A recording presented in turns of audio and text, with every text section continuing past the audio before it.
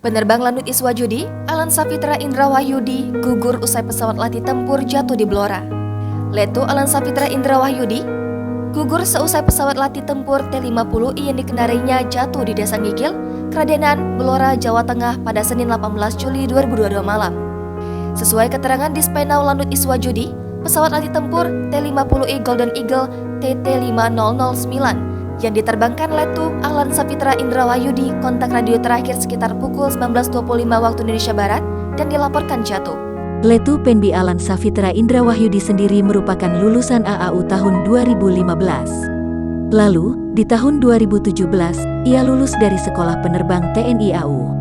Alan Safitra diketahui baru saja menikah pada 2021 lalu. Ia meninggalkan seorang istri dan anak yang masih balita. Komandan Distrik Militer, Dandim 0721 Blora, Letnan Kolonel Infanteri Andi Sulistyo Kurniawan Putra, memastikan pilot pesawat tempur TNI AU yang jatuh di Blora telah gugur. Ia mengatakan, karena pesawat yang meledak, kondisi jenazah pun sulit diidentifikasi. Kendati demikian, beberapa bagian sudah diamankan dan dijadikan satu di kantong jenazah.